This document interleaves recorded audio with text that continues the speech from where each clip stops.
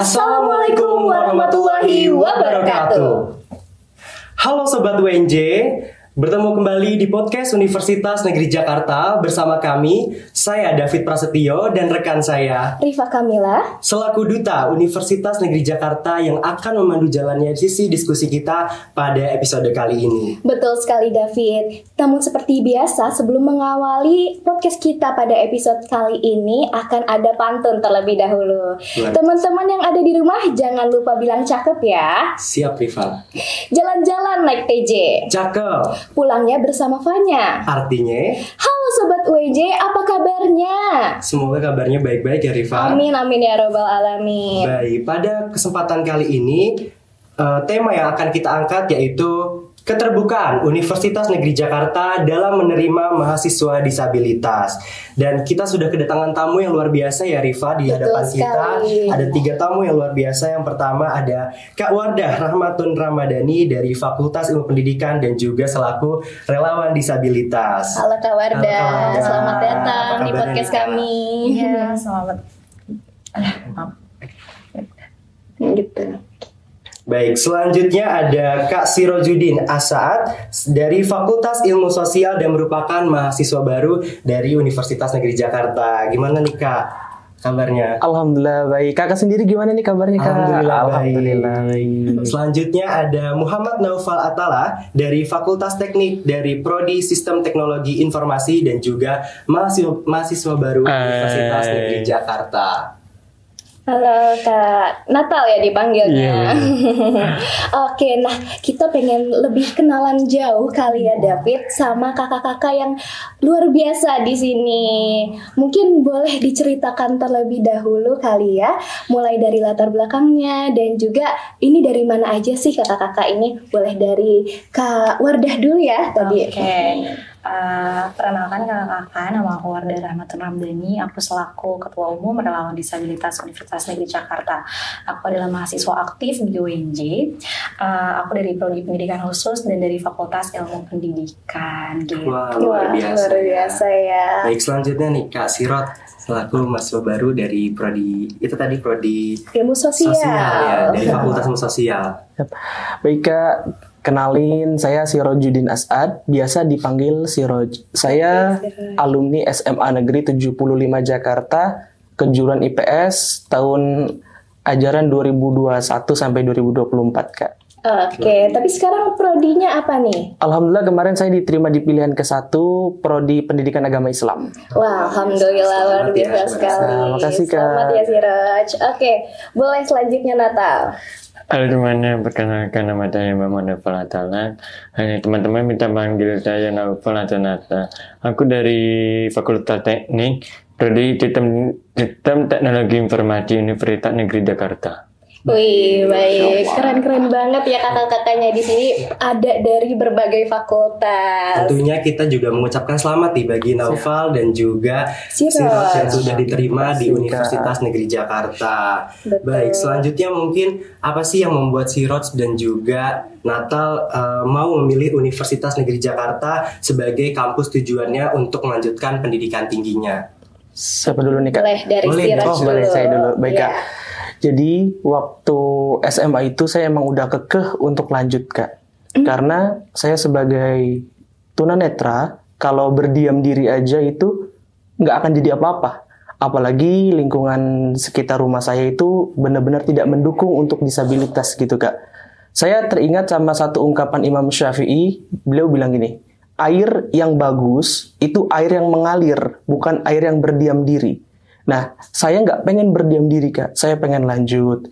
Di situ saya banyak curhat sama guru-guru di SMA dan mereka mendukung. Dan dari keluarga besar juga alhamdulillah mendukung Kak. Sempat saya coba ke beberapa universitas lain selain UNJ ini. Itu ada 2 dari luar UNJ sama 1 di internasional Kak.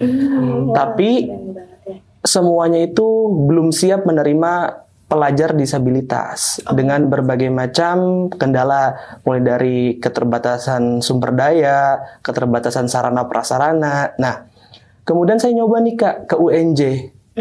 Nyoba-nyoba aja deh, saya bilang sama mama. Siapa tahu emang rezekinya di situ kan. Pertama, kedatangan pertama belum dibuka. Tapi saya udah dapat informasi dari pihak admisi kalau nanti akan ada FEMABA ujian tulis khusus disabilitas. Untuk tanggalnya belum ditentukan. Nah, terus saya ada dari sebulan itu Kak, saya 7 kali datang. Terus nanya, bahkan saya udah WA, udah DM, mungkin pihak admisi ini orang gimana sih ya, dibilang gitu kali ya. Nah, sampai kedatangan terakhir tuh, gimana Mbak, udah ada belum? Alhamdulillah Bu, ini udah dibuka gitu.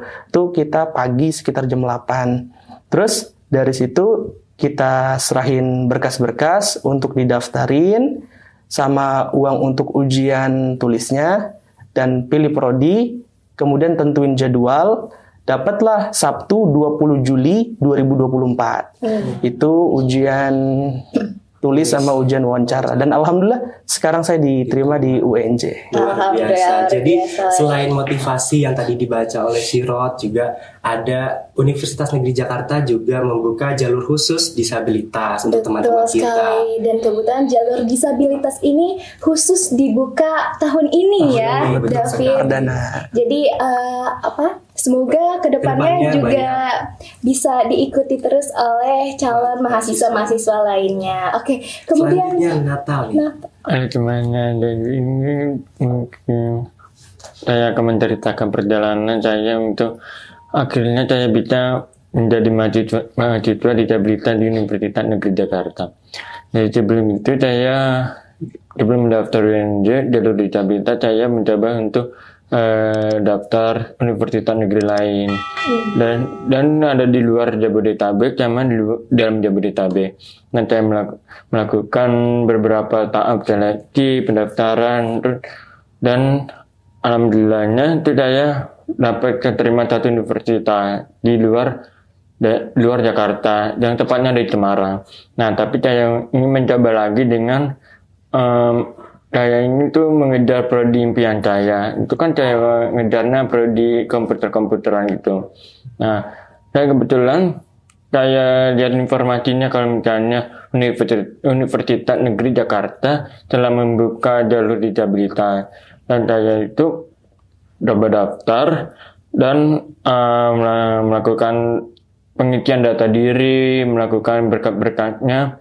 Dan alhamdulillah saya mendapat jadwal tanggal 20 Juli 2024.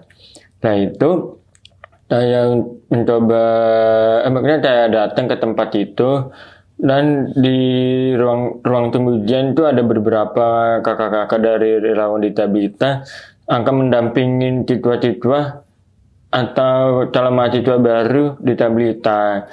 Dan mulai dari ujian tulis itu juga didampingin oleh kakak-kakak relawan disabilitas. Nah, itu ada jeda 1 jam, terus ada seleksi wawancara juga. Tapi seleksi wawancara ini kan juga didampingin oleh kakak-kakak relawan disabilitas juga. Jadi melakukan wawancara tentang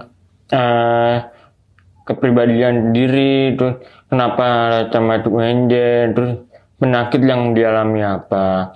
Setelah itu selesai melakukan ujian tulis dan wawancara, dan saya menunggu pengumuman sekitar 1 atau 2 mingguan. Dan setelah 4 hari pengumumannya, saya agak khawatir lah keterima apa enggak, dan saya mematikan website pengumuman. Ada alhamdulillah nama Muhammad Naufal Atala tercantum ada di layar laptop saya.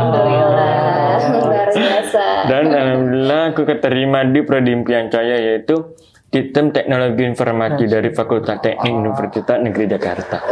Jadi selain motivasinya mengejar prodi impian, juga karena lokasi UNJ juga ya. Strategis ya tentunya. Oke, berbicara tentang jalur masuk nih kan.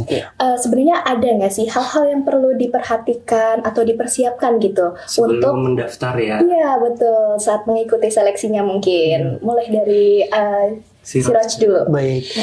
Sebelum saya daftar ke UNJ, itu banyak pihak yang bilang jangan ikut ujian-ujian seperti itu, karena kamu nanti sama siapa? Sayang uangnya udah bayar sekian ratus ribu buat ujian tulis, tapi kamu nggak ngisi gitu loh, karena kamu gak ada yang dampingin. Itu saya sempat kepikiran gitu. Nah, terus saya ngomong nih sama mama, "Mah, kira-kira boleh nggak kalau mama aja yang bacain gitu kan, kalau misalnya emang nggak ada pendampingnya." Nah, pas kami daftar ke UNJ, kata pihak admisi, "Tenang aja Bu, kami punya pendamping khusus." Gitu. Kami belum tahu relawan disabilitas kan. Nah, pas hari H, Sabtu 20 Juli 2024 itu, kita kan datang pagi nih, setengah 6 udah datang. Waktu itu ujiannya mulai setengah 8. Ada kakak-kakak pendamping. Nah, waktu itu saya didampingin sama Kak Arfan. Saya kenalan dari mana Kak? Saya tanya gitu. Kata Kak Arfan, "Saya dari relawan disabilitas, mendampingi teman-teman disabilitas, dan saya diamanahi untuk dampingin kamu sampai seleksi selesai."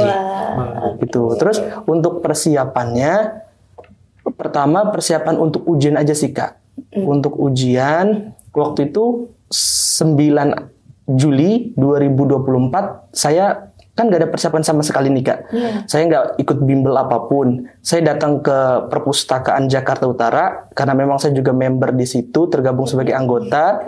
Saya pinjam buku nih. Saya konsultasi dulu sama pegawainya, Mbak. Saya lupa itu. "Mbak, ada nggak buku untuk persiapan UTBK?" Katanya kalau UTBK masih dikemas, ada, cuman yang ada semacam SNMPTN, dicari di komputer ada. Ini cuman di tahun 2009, 10, 11, 12 sampai 14. Gimana, mau nggak? Yaudah nggak apa-apa deh gitu kan. Sama satu lagi, minjem buku untuk persiapan wawancara. Nah, kita pelajari dari 9 Juli 2024 sampai 19 Juli 2024, sekitar 10 hari. Alhamdulillah pas hari H ujian penalarannya itu ada semua. Yang ada dalam buku itu ada semua. Jadi ketika Kak Arfan bacain, ini mah gampang lah, gak usah dibaca sampai selesai gitu. Udah Kak, ini jawabannya. Entar dulu, jangan begitu. Ini baca, udah ini jawabannya. Saya bilang gitu kan. Oh, ini yakin nih? Yakin gitu. Emang untuk saya sebagai tunanetra, kesulitannya itu ada 2, di matematika sama bahasa Inggris. Karena emang dari awal, dari SD itu saya nggak basic di matematika sama bahasa Inggris. Jadi bahasa Inggris itu saya jawab D semua dari nomor 1 sampai nomor terakhir.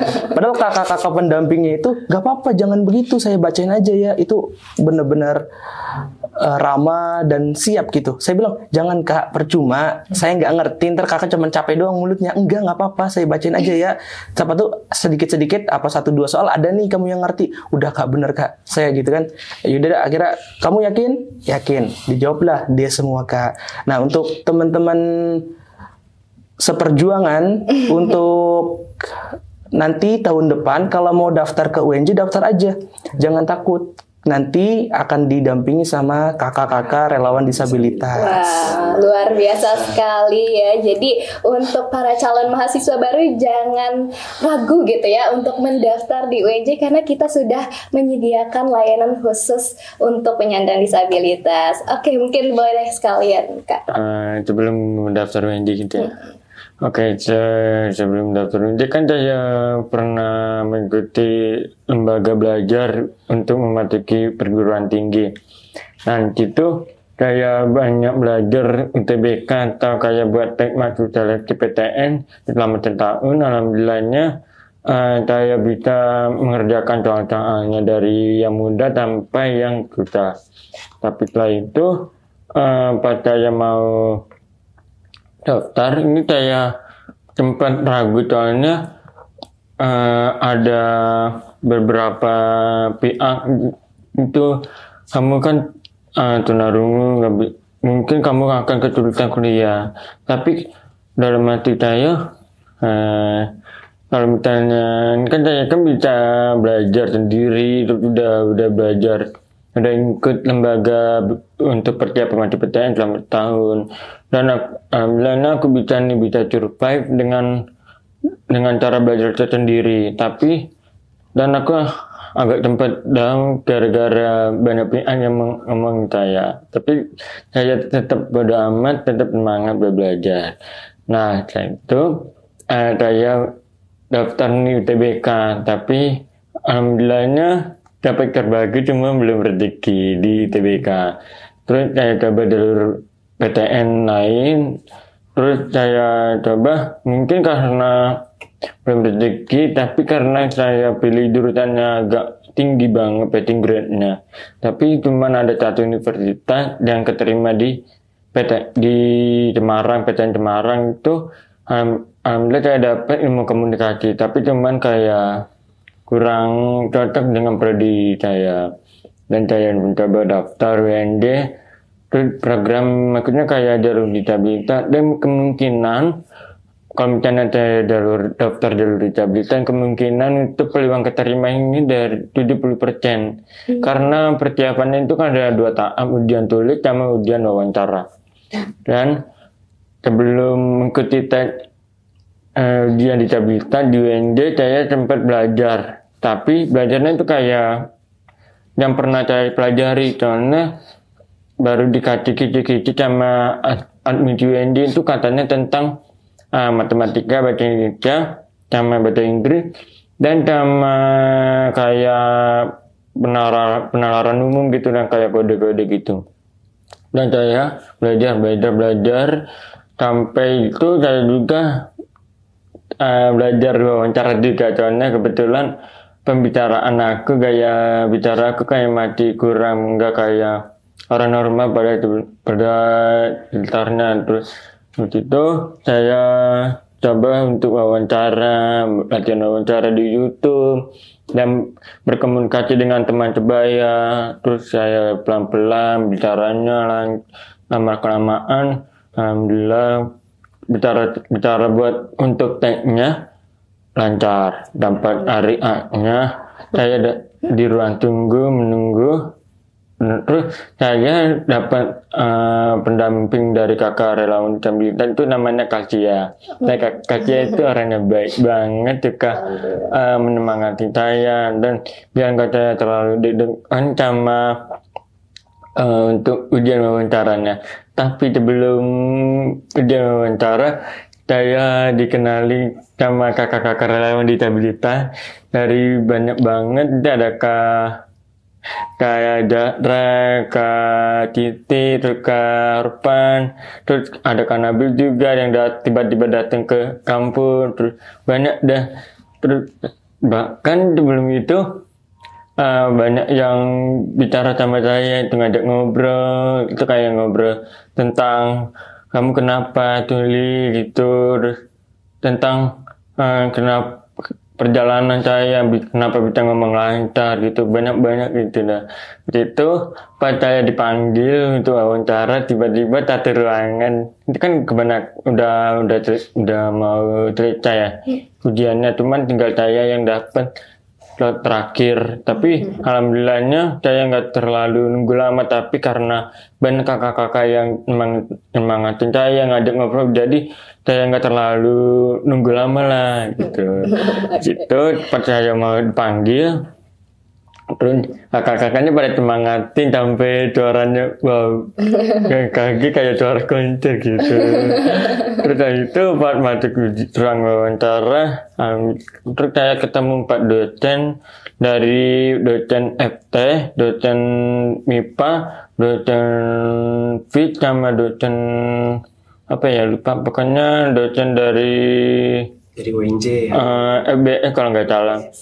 Nah itu saya ditanya-tanyain tentang kenapa masuk UNJ, terus minat bakat saya apa, terus prestasi yang saya diraih apa, terus banyak dah. Terus saya sempat ngobrol sedikit sama dosen dari MIPA dan FT. Kenapa kamu pilih teknik, kenapa kamu pilih komputer? Dan saya jelasin panjang banget, tapi dalam hati saya itu kayak, aduh bener gak saya ngomong cara bicaranya itu kayak Semoga bisa lah. Terus habis itu wawancaranya udah selesai. Tempat masuk ke ruangan tunggu tadi, tiba-tiba dicarakin Nova keren banget. Begitu, saya jadi kayak alhamdulillah udah selesai wawancaranya, udah tenang gitu. Jadi selain mengejar motivasi dari program studi impian yaitu sistem informasi di Fakultas Teknik, tadi juga sudah dibahas juga ada bantuan dari kakak-kakak relawan disabilitas. Sekali. Jadi boleh nih Kak, dari Kak Wardah, sebenarnya dari relawan disabilitas ini apa peran utamanya dan bagaimana cara kakak relawan disabilitas ini membantu mahasiswa baru dalam menyesuaikan diri dan juga beradaptasi di lingkungan Universitas Negeri Jakarta? Oke, pastinya peran utama kami gitu ya, kami sebagai relawan disabilitas adalah menjadi jembatan bagi teman-teman mahasiswa untuk dapat berkomunikasi gitu ya, mendapatkan lingkungan yang nyaman, lingkungan yang aman, lingkungan yang menghargai teman-teman disabilitas gitu. Kami memang berfokus dalam pendampingan gitu. Kami ingin mereka ini mendapatkan tempat-tempat yang senyaman mungkin gitu.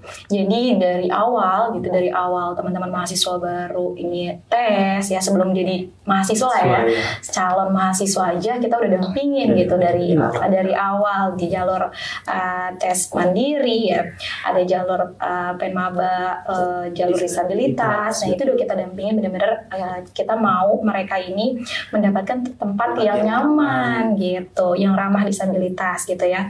Setelah kita ada pendampingan tersebut, selesai seleksi masuk itu akan ada pendampingan juga untuk mahasiswa-mahasiswa baru nih, di ospeknya juga akan kita dampingi gitu. Jadi selama rangkaian PKKMB itu mahasiswa disabilitas tuh nggak perlu khawatir loh, ada kakak-kakak relawan juga yang akan membantu mereka gimana cara mereka adaptasinya. Tentunya kita nggak hanya memberikan pendampingan ya, tapi kita juga memberikan dukungan emosional seperti tadi, kita nyemangatin mereka, terus mereka jadi nyaman untuk sharing sama kita gitu kan. Jadi ada ada pendekatan di sana yang akhirnya mereka tuh nyaman loh gitu. Mereka tuh bisa nanya-nanya loh ke kita sebagai relawan, gimana sih perkuliahan gitu ya. Terus dosen-dosennya kayak gimana gitu. Jadi merekanya lebih nyaman untuk sharing. Terus juga merekanya jadi nggak takut mungkin ya, nggak takut untuk misalnya mereka mau berkeluh kesah, terus juga mereka mau curhat atau segala macam gitu. Mereka lebih ke punya ruang gitu ya, punya ruang. Iya betul. Alhamdulillahnya kami insya Allah selalu menjadi menyediakan ruang yang benar-benar nyaman lah gitu untuk teman-teman disabilitas gitu. Wah, luar biasa sekali ya. Tapi selain mahasiswa baru nih Kak, kalau ada yang nanya mahasiswa lamanya gimana nih Kak? Tetap ada yang mendampingi juga atau gimana nih Kak? Betul. Tentunya kita sebagai relawan disabilitas ya, tidak hanya mahasiswa baru pastinya, mahasiswa yang lama juga akan tetap kita dampingi dari beragam jenis-jenis pendampingan. Contohnya ketika skripsi, ada teman-teman tuli yang mungkin kesusahan gitu ya untuk mengkomunikasikan komunikasi antar dia dengan dosen dengan mahasiswanya gitu. Kita akan membantu gitu, menjadi perantara komunikasi mereka gitu. Lalu untuk mahasiswa lama gitu yang sekiranya kesulitan gitu untuk mengakses fasilitas yang ada di UNJ, kami tentunya akan membantu memberi pendampingan. Contohnya membuat surat magang, terus mereka mau membutuhkan, kayaknya aku kesulitan deh Kak bayar UKT gitu ya, bayar UKT. Boleh nggak Kakak minta tolong, aku minta tolong untuk Kakak ngedampingin aku nih untuk bayar UKT, karena mungkin aku juga kurang paham gitu. Itu pasti akan kita dampingin gitu. Jadi nggak hanya mahasiswa baru aja, tetapi juga mahasiswa lama tetap kita dampingin gitu dalam hal perkuliahannya, diberi dukungan emosional juga. Kita tanya gimana perkuliahannya selama 1 semester, terus kira-kira ada kesulitan apa, terus kita lebih ke sharing gimana cara mengatasi kesulitan-kesulitan itu gitu. Nah untuk mahasiswa baru juga insya Allah setelah ospek kita juga akan ada pelatihan-pelatihan nih Kak. Untuk teman-teman netra, contohnya teman-teman netra itu akan kita orientasi mobilitas, itu akan kita kenalkan dengan lingkungan-lingkungan UNJ. Nanti kita ajak mereka untuk keliling UNJ. Iya, kita kasih tahu ada gedung perpustakaan. Iya, ini gedung Dewi Sartika, tempat mereka belajar juga gitu. Nanti akan ada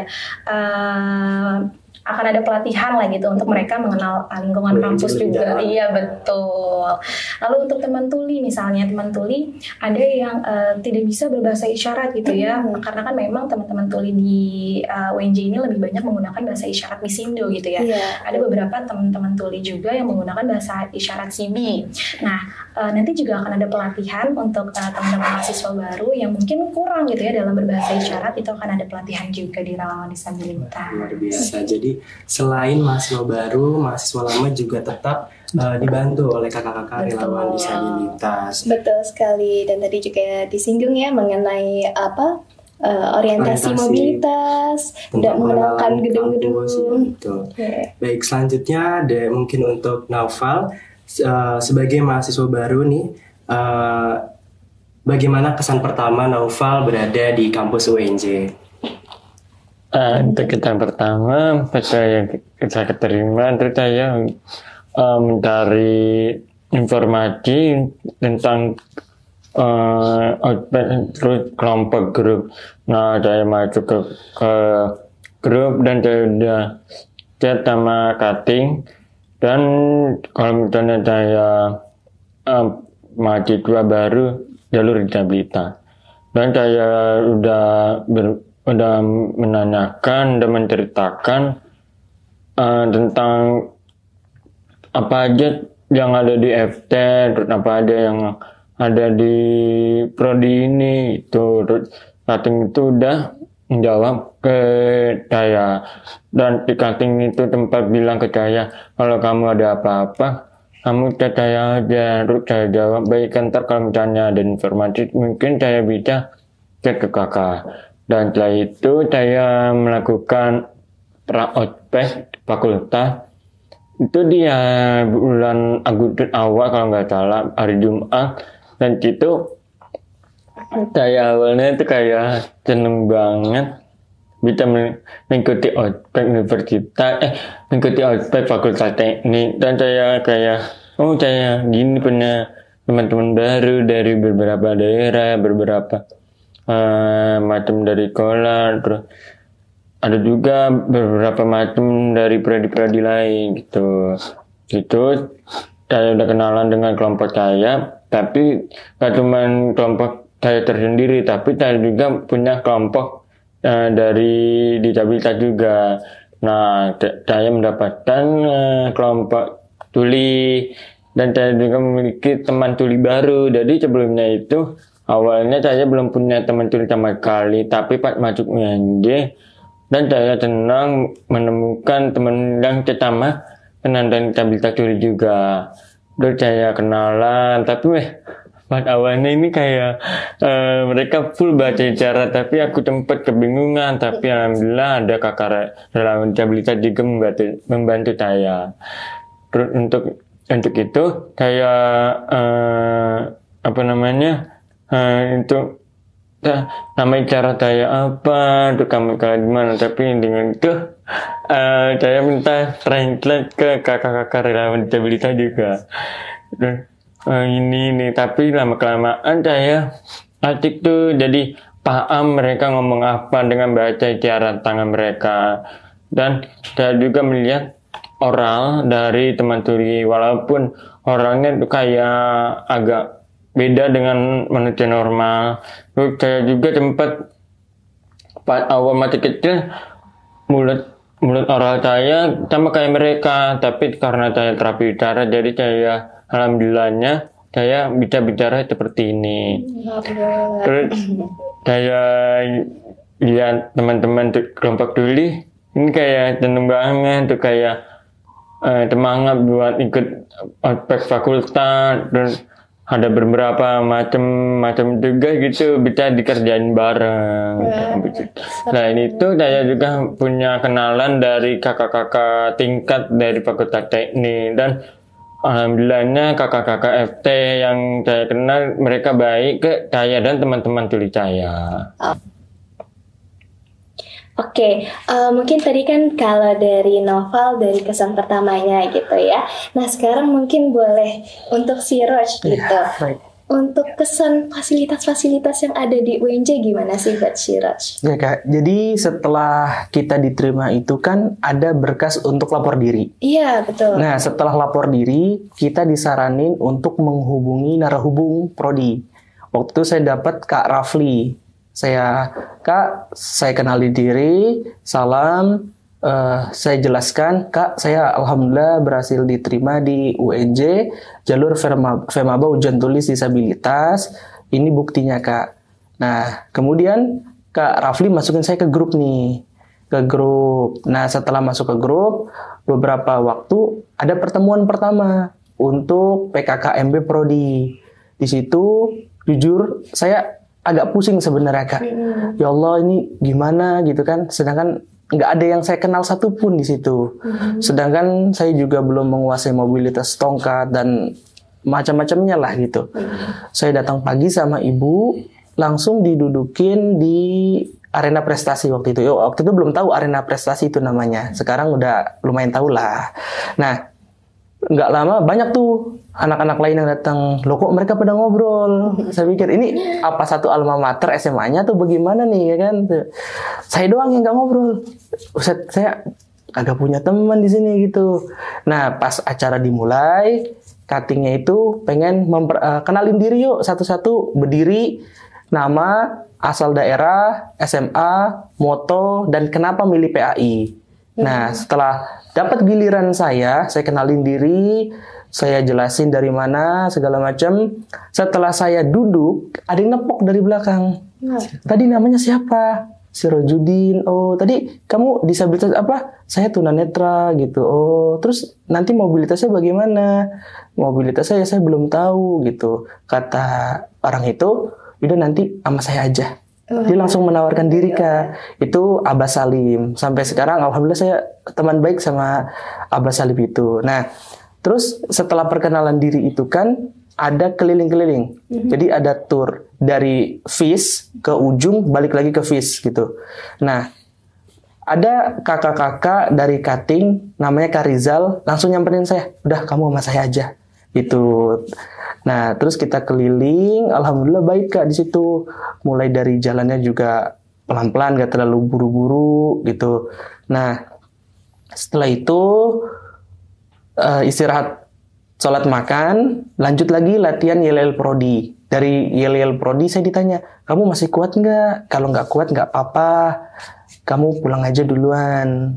Kebetulan waktu itu kan udah blenger pola saya Kak. Udah panas kan, ya udah akhirnya saya diizinin pulang dulu. Saya bilang sama panitianya kan nggak enak Kak, masa saya pulang duluan yang lain belum kan, apalagi ini pertemuan pertama. Udah nggak apa-apa beneran, kami tuh ngutamain keselamatan kamu dulu lah gitu kan. Kalau ini nanti kamu bisa ikutin.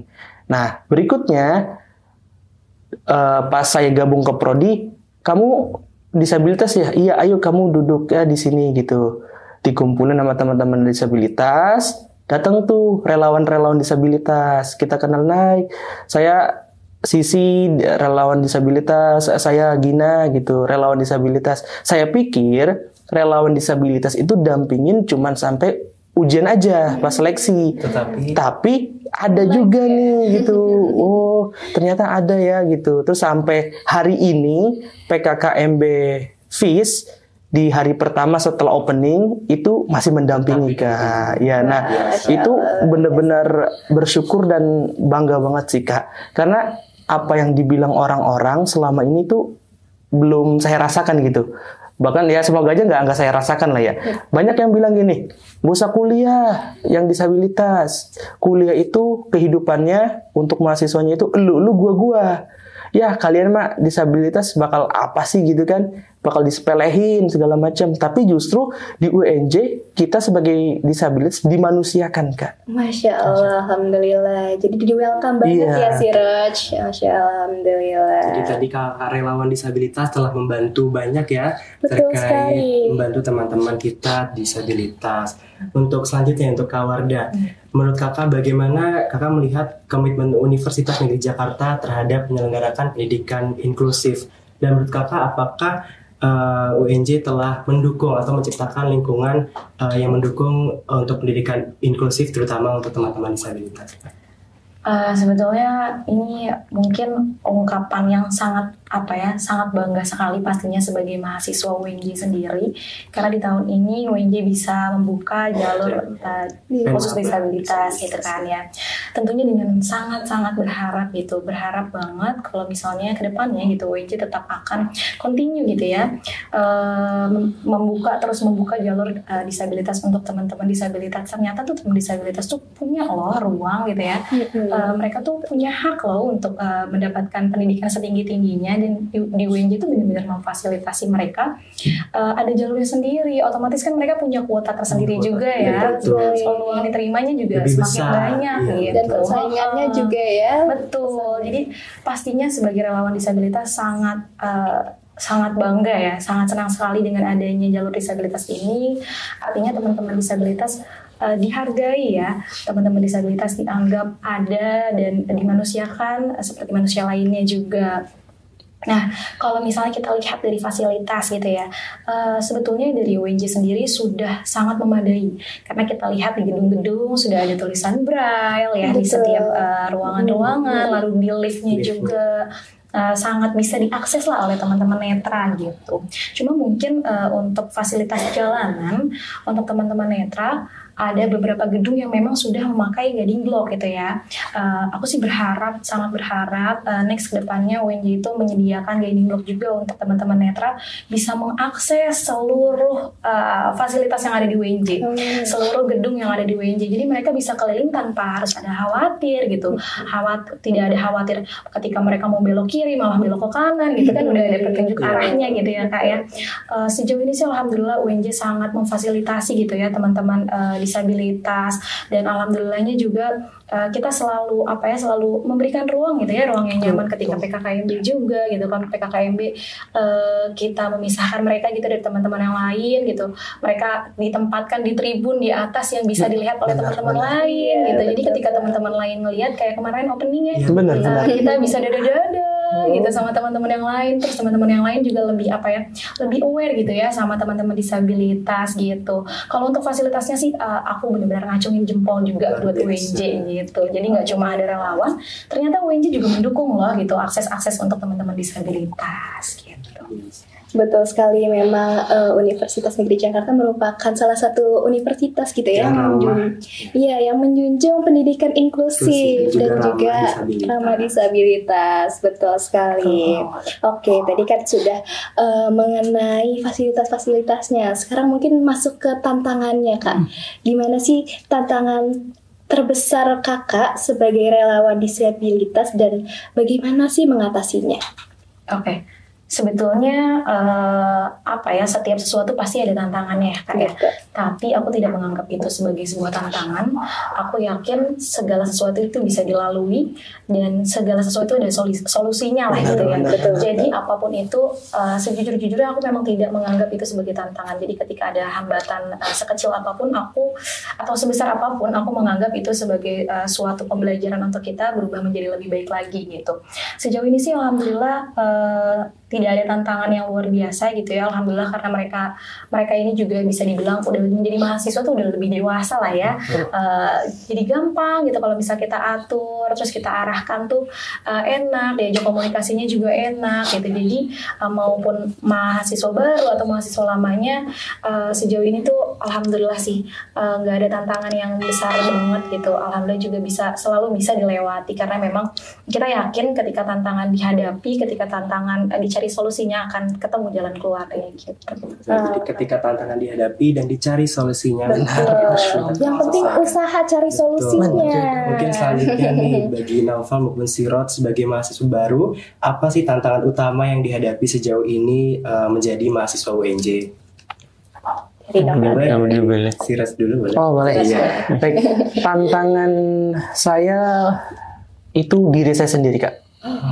Karena satu, saya udah nanti 20 Oktober 2024, saya itu sudah 7 tahun menjadi tunanetra, tapi saya belum menguasai braille, baik afjad ataupun Qur'annya, belum menguasai mobilitas tongkat. Jujur, saya sedih Kak.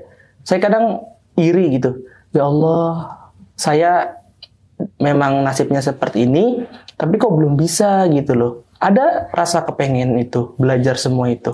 Bahkan guru-guru di SMP Negeri 289 Jakarta sama di SMA Negeri 75 Jakarta itu bener-bener dukung. Ayo Siroj, belajar. Saya sempat dikasih tongkat sama staf kurikulum di SMP 289 karena saya alumni situ kan. Saya dikasih tongkat, bahkan saya mau dikasih alat semacam GPS gitu. Jadi nanti kalau saya jalan itu alat itu bunyi di depan dalam sekian meter ada apa, saya harus kemana gitu. Tapi jujur di awal-awal saya jadi tunanetra itu saya belum siap. Saya kayak nggak terima. Ya, saya nggak terima jadi tunanetra.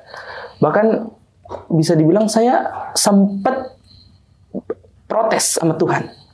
Saya sempat bilang gini ke Tuhan, Tuhan, kenapa Engkau jadikan saya tunanetra? Kalau ada Tuhan yang lebih baik dari Engkau, saya rela meninggalkan Engkau dan menyembah Dia.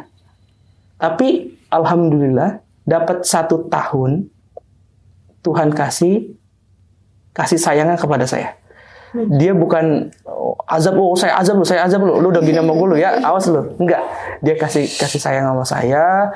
Dia banyak datengin orang-orang yang support saya, baik secara emosional maupun finansial. Itu banyak banget. Yang paling teringat dalam saya itu ada bapak angkat saya. Beliau orang Bank BNI. Saya nggak tahu kenapa di waktu kelas 7 kan di SD adik saya itu lagi ada renovasi. SDN Negeri Sukapura 02. Jadi mau nggak mau siswanya dipindah ke SMP saya, SMP Negeri 289 Jakarta. Nah, kalau pulang, saya nggak langsung pulang. Biasa nungguin adik sama ayah itu di Rumah Sakit Islam Sukapura. Di masjidnya itu kita tidur siang. Nah, satu masa saya itu dikasih MP3 sama wakil kepala sekolah SMP 289, isinya murotal sama ceramah-ceramah ustadz ternama di Indonesia. Ustadz Somad, Agim, K. Zainuddin MZ, Yusuf Mansur, dan lain-lain gitu. Nah, di teras Masjid Rumah Sakit Islam Sukapura, saya ketemu sama beliau. Tanpa saya nggak mau melas lah sama beliau. Pak, kasihan Pak gitu nggak. Dia itu apa Pak? Nanya, oh ini MP3. Nanya ke ayah saya, ini MP3 dari gurunya. Oh iya, saya dulu punya kayak gitu. Cerita-cerita lah. Terus, yaudah Pak, saya ke toilet dulu mau wudu, mau zuhuran gitu. Bapak itu ngeliatin, kok dituntun gitu kan. Nah, sholat asar. Ada yang negor saya, cuman saya diemin. Kirain saya kan ngomong sama orang lain. Suara itu ada persis di depan saya. Nah, ayah saya sholat di samping kanan saya. Bilang, itu ditanyain. Oh, saya gitu. Iya, maaf Pak, ini nggak bisa ngelihat. Kata ayah saya ke bapak itu.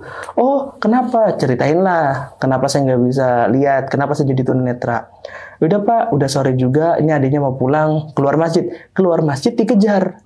Pak, maaf, ini ada uang buat beli obat. Saya nggak minta. Saya nggak mau melas sama sekali. Nggak masang muka memelas apapun. Boleh minta nomor teleponnya nggak Pak? Dari situ beliau banyak bantu finansial saya. Bahkan uang jajan setiap minggu itu dikasih sekian ratus.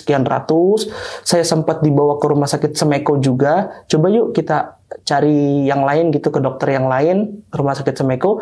Itu semuanya dia yang bayarin. Semua termasuk ke herbal, ke ruqyah. Coba dari medis udah, kita ikhtiar dari non medis yuk coba gitu kan. Siapa tahu ada gejala dari non medis juga, kita ke ruqyah, semua dia yang bayarin fasilitasnya. Nah, dari situ saya berusaha bangkit. Udah, mungkin emang seperti ini jalan saya, nasib saya. Terus saya masuk SMA, lebih dipertemukan sama orang-orang baik lebih banyak lagi. Dari guru-guru, dari teman-teman. Waktu itu kan saya masuk SMA itu masa-masa COVID. Oh, iya. Masa-masa COVID itu pertama masih PJJ 100%. Nah, di semester 2 itu 50%. Nah, jatahnya saya masuk 50%. Kepala sekolahnya datang ke kelas. Anak-anak, kenalin, ini si Rojudin, pelajar inklusi. Si Rojudin punya kespesialan dari kita semua. Dia tidak bisa melihat, tolong dibantu ya. Langsung nunjuk satu orang. Kamu bantu. Nah, dari situ sampai kelas 12 saya nggak pernah dipisah sama anak itu, dan dia bantu saya kemana aja, ke toilet, ke musola, bahkan ada satu lagi dia non Islam, namanya Renaldi Franciscus Simanjuntak. Dia sekarang diterima di Ilmu Olahraga Universitas Negeri Medan, dan kita berteman baik. Bahkan guru-guru SMA Negeri 75 Jakarta itu bilang gini, pertemanan kalian bertiga itu contoh dari pertemanan semua anak-anak di 75 ini. Kamu tuh bisa dibilang apa ya? Kayak suri tauladan gitu lah. Kalau kita lebih-lebihkannya gitu ya. Masya Allah, sangat luar biasa ya cerita perjalanan tantangan hidup dari si Roach gitu ya. Buatnya juga sampai berkaca-kaca loh. Betul sekali. Dan mungkin selanjutnya dari Kak Toto tentang tantangan itu. Iya, perjalanan. Iya. di UNJ juga boleh. Oke, demikian itu saya akan menceritakan sedikit kenapa saya bisa menjadi kayak orang yang tiba-tiba aku tulis gitu. Oke, jadi sebelumnya aku tepat di umur 3 tahun sebelum aku terkena gejala penyakit. Dan aku itu orangnya pas kecil, aku tuh orangnya aktif banget, suka nyanyi, suka ngobrol-ngobrol, suka main-mainan, bener-bener aktif. Tapi pas umur 3 tahunnya, qadarullah, saya terkena penyakit yang di kuping, tapi karena awalnya itu gejala panas atau demam tinggi. Nah, saya sempat demam tinggi terus sampai panasnya itu lebih tinggi. Terus saya sempat kejang-kejang juga dan saya dilarikan ke rumah sakit. Dan setelah itu dokter menginformasikan kalau misalnya saya juga terkena penyakit panas atau demam tinggi, tapi ada penyakit yang agak rancu banget yang bikin orang tua saya sedih. Kenapa saya bisa terkena penyakit ini?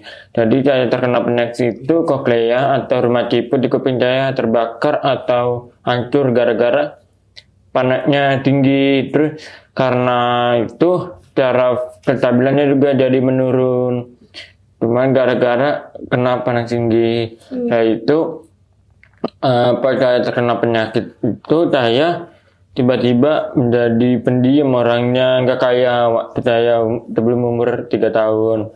Dan kayak pendiam, terus orang tua saya khawatir mana saya bisa menjadi orang yang benar-benar kayak epic, kayak yang dulu gitu. Dan akhirnya orang tua saya membawakan saya ke playgroup atau ke buat taman, kayak buat anak kecil itu, kayak tempat belajar buat anak kecil, kayak PAUD gitu lah. Nah, itu saya juga didaftarkan terapi utara. Dan sebelum itu saya juga udah memakai alat bantu dengar.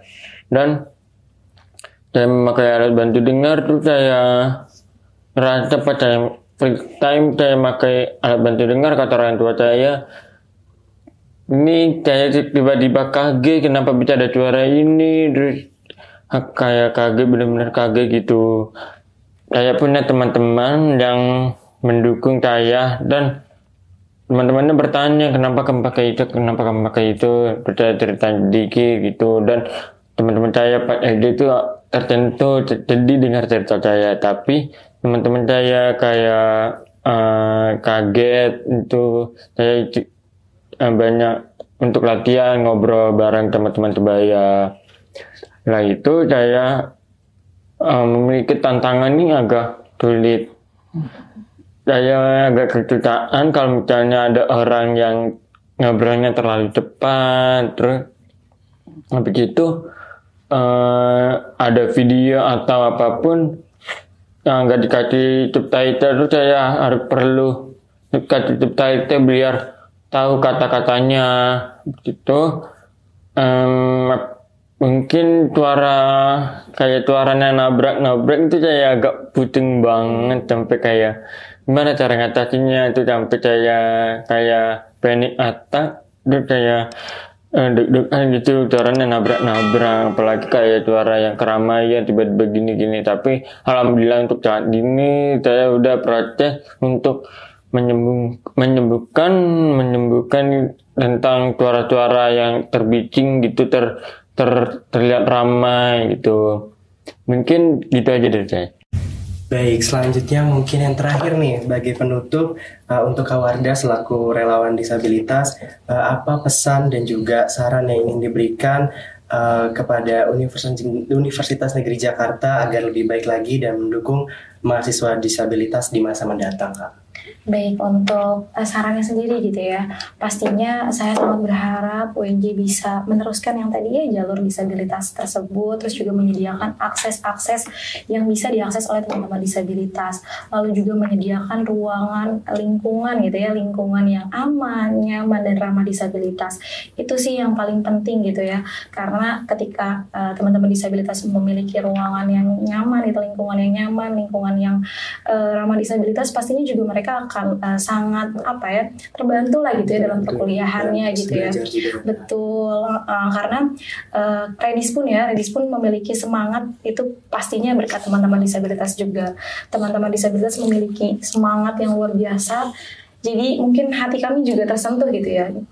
Kenapa kita nggak coba untuk membantu mereka gitu? Teman-teman semua, teman-teman di UNJ juga mungkin bisa bisa menghargai mereka, membantu mereka juga lah gitu dalam hal perkuliahannya gitu. Supaya semangatnya mereka ini didukung gitu. Supaya mereka tuh lebih semangat lagi. Ketika mereka udah memiliki semangat, ketika kita dukung juga, pastinya kan ada semangat yang membara gitu ya, yang akan membuat mereka pastinya akan lebih survive lagi dengan kehidupan mereka gitu sih, Kak. Oke, nah tapi sebelumnya nih Kak, mungkin kalau ada teman-teman yang pengen menghubungi ke relawan disabilitas itu gimana sih caranya? Oke, untuk teman-teman mahasiswa baru yang atau semuanya ya yang ingin menghubungi relawan disabilitas itu bisa ke @relawan-disabilitas UNJ. Nah, bisa langsung nge-DM di sana.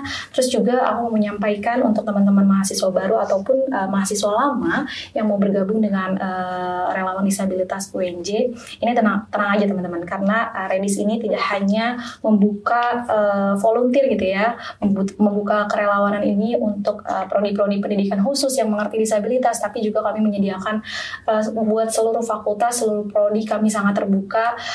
Yang penting teman-teman itu mau gitu ya, mau memiliki hati yang luas gitu untuk meluangkan waktunya untuk teman-teman disabilitas gitu. Jadi jangan khawatir ketika teman-teman mahasiswa bergabung di relawan disabilitas, pastinya akan ada pelatihan-pelatihan khusus gitu untuk teman-teman semua agar bisa mendampingi teman-teman disabilitas gitu. Betul sekali. Jadi jangan lupa kalau ingin join bergabung ke menjadi relawan disabilitas dapat menghubungi Instagram relawan disabilitas _UNJ relawan disabilitas. Oke.